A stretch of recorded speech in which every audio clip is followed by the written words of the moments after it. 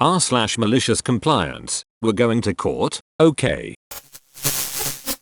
The setting: United States, northern neck of Virginia. The situation: bought land and built a house on it. Back when my wife and I were much more newlywed than we are now, we hired ourselves an architect and went whole hog on having our cozy little dream home designed. While this was being done, we went shopping around for a parcel of land on which to have it built, which went quickly and easily. And we even got a pretty nice deal on a half-acre lot that was just far enough back in the sticks for us to be happy, but close enough to our jobs that it wasn't much of a commute. Best part of all, no homeowners association. There weren't any active back in that area because, point blank, it was full of poor people back there. Dirt poor country types and working poor wage slave types. We made very sure with our lawyer that no previous owner had ever had the title amended to allow for any hoe nonsense as well. Because that's a thing some real estate developers like to do. They'll buy up a property, get the title amended to force the membership of that property into a local HOA that they usually operate or are in cahoots with those that do, and then resell it with that as a new requirement for any prospective buyer to automatically agree to when they sign the title.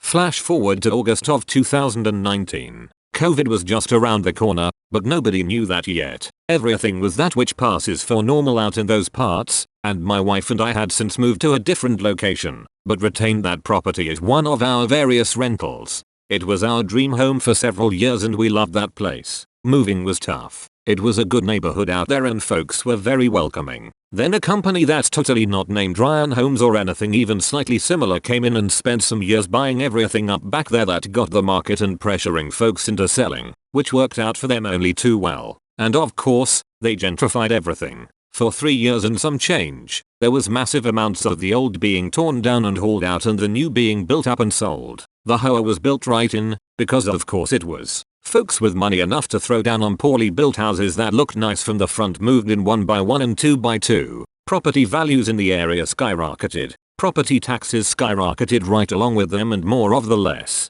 Poor people were forced to sell because they got taxed out of their own homes. My wife and I knew what was coming from the get-go. We knew those dinguses from totally not Ryan Homes were going to come sniffing around our way not to try to buy us out, but to see if they could finagle, schmooze or threaten us into joining the HOA they were installing. It was inevitable. Lots of information is public record. They knew we had money. They knew we were living below our means by 2 orders of magnitude. They knew we clearly meant to be exactly where we were because we sure didn't have to be. They knew they didn't have a snowflake's hope in hell of pricing us out on taxes. So they tried nagging us to death and coming right up to the line on harassment. Always to talk to us about joining the HOA. They failed. They got told by one expensive lawyer to find something else to do before we all got super busy helping them find things to worry about. And so they desisted for some years. Then my wife and I moved and got the property set up as a rental. Absolutely not Ryan Homes starts bothering our tenants there, both trying to get them to pressure us into putting the property into the HOA as well as getting our tenants riled up with the most outrageous lies about what could happen if we, the owners,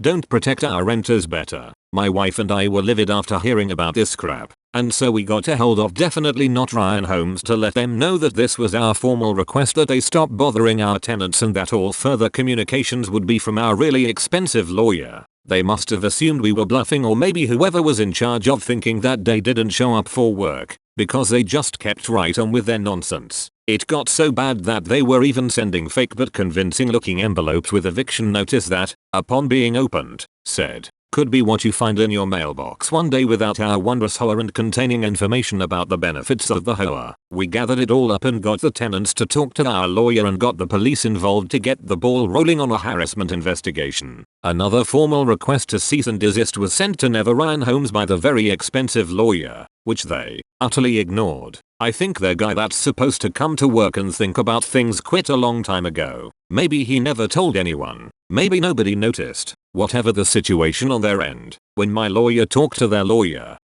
told my lawyer that their client was doing everything legally and that if we wanted to pursue the matter in court, that was what we'd have to do. So we did. I'm not sure what kind of lawyer magic my lawyer and his fellow legal demons worked on this front, but we were in court for 1 single hour when my lawyer and their 4 lawyers and the judge had a private talk after the preliminary hearing. Half hour later and the lawyers from maybe Ryan Homes come back into the courtroom looking like a quartet of cats that had been pissed on. My lawyer takes a seat beside me and says they're going to settle, and I was like, I didn't think we were that far along into this yet. What happened? And he said they built 51 homes in county of concern over 2 years. Every single one of them was inspected before close of sale by a real estate agent that never actually got around to getting her home inspector license, and that's how was it. Ryan Holmes the whole time paid me 10 grand to not sue them while they got bent over by the county and the state and tag teamed like the new boy with the pretty lips in a prison yard.